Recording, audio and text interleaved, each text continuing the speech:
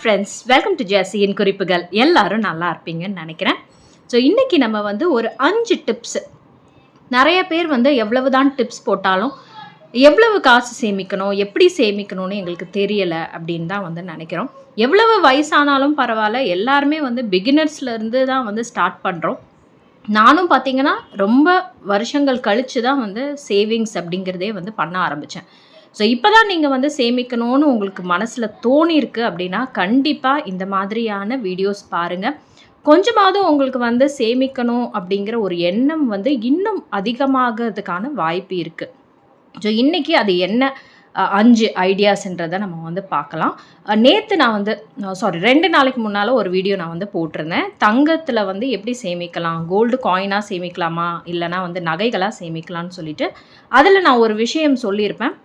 Gold காயின்ஸை வந்து நம்மளால் அடகு வைக்க முடியாது பேங்க்கில் அப்படின்னு சொல்லிட்டு அதுக்கப்புறமா ஏன்னா எனக்கு தெரிஞ்ச ஒரு சில பேங்க்ஸில் வந்து அக்செப்ட் பண்ணலை.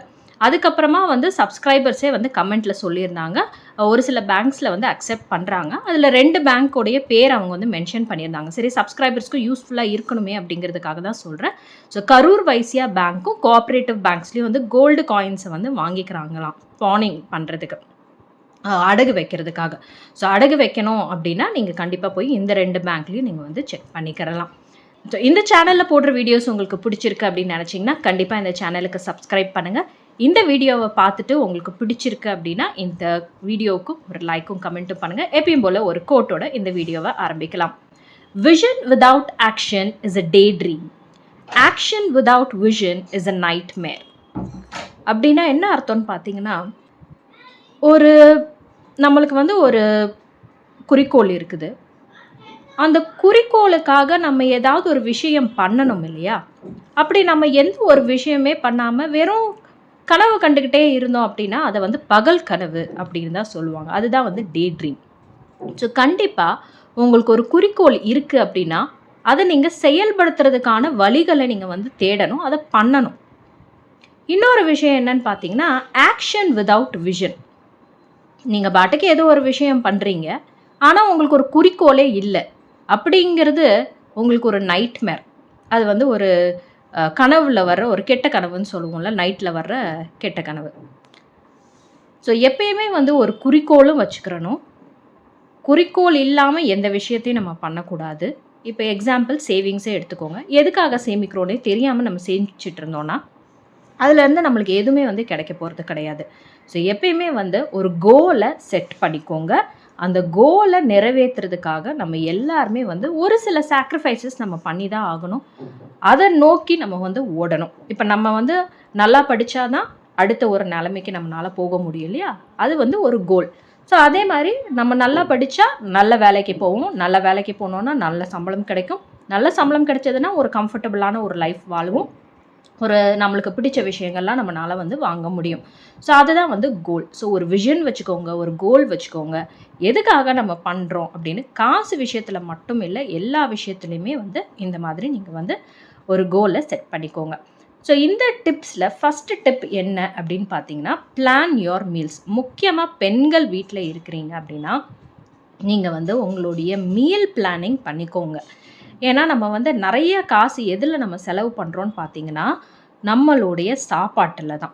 தேவையில்லாத மளிகை சாமான்கள், தேவையில்லாத காய்கறிகள்லாம் வாங்கிட்டு வந்துட்டு கடைசியில் அதை யூஸ் பண்ணாமல் நம்ம வந்து வீணடித்து குப்பையில் போடுற மாதிரி ஆகிடும்.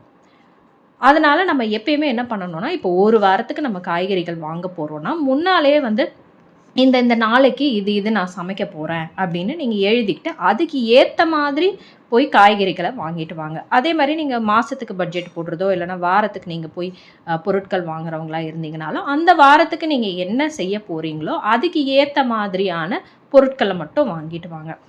அதிகமான பொருட்களும் வாங்கிடக்கூடாது, அதே மாதிரி குறைவான பொருட்களும் வந்து வாங்கிடக்கூடாது. ஏன்னா அடிக்கடி நம்ம கடைக்கு போனோன்னா காசு நிறைய செலவாகும், கண்ணுக்கே தெரியாமல் நம்மளுக்கு வந்து அது போயிட்டே இருக்கும். ஸோ மீல் பிளானிங் அப்படிங்கிறது ரொம்ப ரொம்ப முக்கியம். இப்போ நிறைய பேர் வந்து வீட்டில் என்ன பண்ணுவாங்கன்னா, ஃபஸ்ட்டே வந்து காய்கறி எல்லாம் கட் பண்ணி ஃப்ரிட்ஜில் வச்சுருவாங்க. அந்த மாதிரி நீங்கள் பண்ணுறதா இருந்தால் பண்ணலாம். நான் வந்து எப்பயுமே ஃப்ரெஷ்ஷாக தான் நான் வந்து சமைப்பேன். பட் என்ன வந்து சமைக்க போகிறேன்றத முடிவு பண்ணிவிட்டு அதுக்கேற்ற மாதிரி நான் காய்கறிகளோட லிஸ்ட்டை நான் வந்து போட்டுருவேன். ஆல்ரெடி நான் வந்து மீல் பிளானிங் பற்றி ஒரு வாரத்துக்கான மீல் பிளானிங் பற்றி ஒரு வீடியோ போட்டிருக்கேன். கண்டிப்பாக நான் வந்து டிஸ்கிரிப்ஷனில் அதோடைய லிங்க்கை நான் கொடுக்குறேன். செக் பண்ணி பாருங்கள். ஸோ 2வது விஷயம் என்னன்னு பார்த்தீங்கன்னா, சேவ் ஃபார் அன்எக்ஸ்பெக்டட். என்றைக்குமே வந்து நம்ம இதுதான் நடக்கும் அப்படின்னு சொல்லவே முடியாது. ஏதாவது ஒரு விஷயம் நம்மளுக்கு வந்து அன்எக்ஸ்பெக்டடாக நடக்கும். அந்த நேரத்தில் நம்மக்கிட்ட கண்டிப்பாக வந்து காசு இருக்கணும். அந்த மாதிரி இருக்கிற விஷயங்களுக்காக நம்மளுடைய வருமானத்திலிருந்து ஒரு பகுதியை எடுத்து அதுக்காக வச்சுக்கிட்டே இருக்கணும். இதை எமர்ஜென்சி கேஷ்னும் நீங்கள் வச்சுக்கிறலாம். இல்லைனா வந்து ஏதாவது ஒரு ரிப்பேரு, இன்சூரன்ஸு அந்த மாதிரி இருக்கிற விஷயங்களுக்கும் நீங்கள் வந்து தனியாக நீங்கள் வந்து எடுத்து வச்சுக்கிட்டே வரணும்.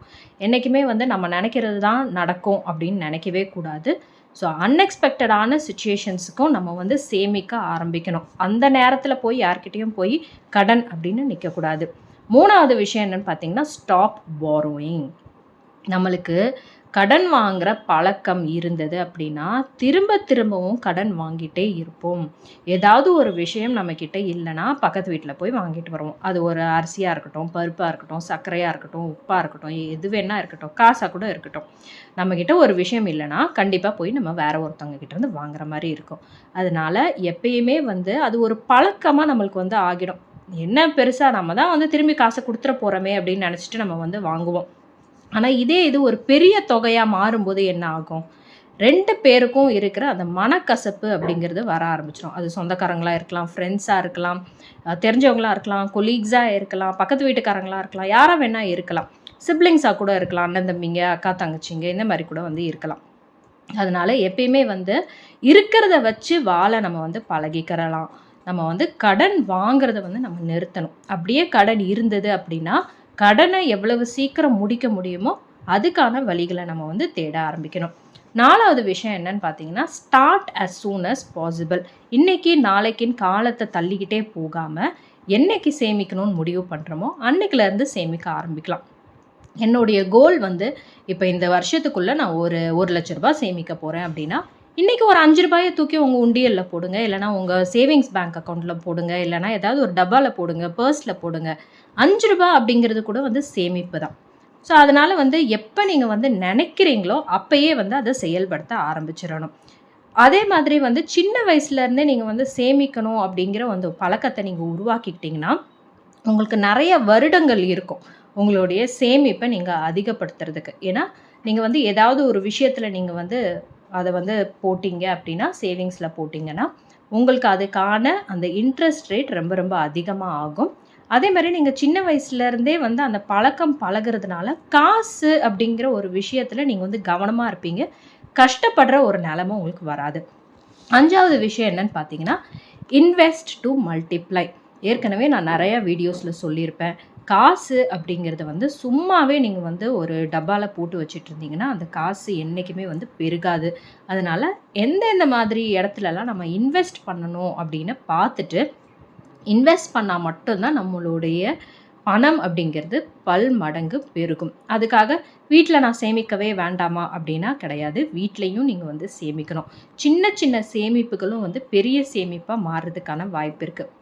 உங்கள் பசங்களுடைய உண்டியலுக்கு வந்து சேமிப்புக்கு கொடுங்க. நீங்கள் உங்களுக்குன்னு வந்து தனியாக நீங்கள் சேமிப்பு வச்சுக்கோங்க. உங்களுடைய சேமிப்பை நீங்கள் வந்து எந்த மாதிரியான ஒரு விஷயத்தில் இன்வெஸ்ட் பண்ணுறீங்கன்னு பாருங்கள். இப்போ கொஞ்சம் கொஞ்சமாக நீங்கள் வந்து சேமித்து வச்சுக்கிட்டு அதில் நீங்கள் வந்து ஒரு நகையை வந்து வாங்கிக்கலாம். அது எல்லாமே வந்து இன்வெஸ்ட்மெண்ட் தான். ஏன்னா நகை ஒரு கோல்டு அப்படிங்கிறது வந்து அதோடைய வேல்யூ அதிகமாகிட்டே தான் இருக்கும். அதனால் எப்பயுமே வந்து இன்வெஸ்ட் பண்ண கற்றுக்கோங்க. எல்லாத்தையுமே வந்து வீட்டிலே வச்சுக்கிட்டு இருக்கக்கூடாது. நம்ம டிஃப்ரெண்ட் விஷயத்தில் நம்ம வந்து இன்வெஸ்ட் பண்ணோம். எல்லாமே பேங்க்லேயும் வைக்கக்கூடாது. அது மாதிரி ஒரு விஷயம் போஸ்ட் ஆஃபீஸில் கொஞ்சம், பேங்க்கில் ஆர்டியில் கொஞ்சம், எஃப்டியில் கொஞ்சம், வீட்டில் உண்டியலில் கொஞ்சம், வேறு ஏதாவது ஸ்டாக் மார்க்கெட்டில் இன்ட்ரெஸ்ட் இருந்ததுன்னா அதில் கொஞ்சம், தங்கத்தில் கொஞ்சன்ற மாதிரி பிரித்து நம்ம வந்து இன்வெஸ்ட் பண்ணணும். அப்போ எல்லாத்தையுமே ஒரே டைமில் நம்மளுக்கு ஒரு கஷ்டம் வரும்போது எடுக்கிற மாதிரி இருக்காது. ஏதாவது ஒரு விஷயத்தை எடுத்து நம்ம செலவு பண்ணுவோம். மிச்சம் எல்லாமே சேமிப்பில் அப்படியே இருக்கும். எல்லாருக்குமே இந்த வீடியோ பிடிச்சிருக்கோம் அப்படின்னு நினைக்கிறேன். இன்னொரு வீடியோவில் சந்திக்கலாம். அதுவரை உங்களிடமிருந்து விடைபெறுவது உங்கள் அன்பு தோழி ஜெஸ்ஸி.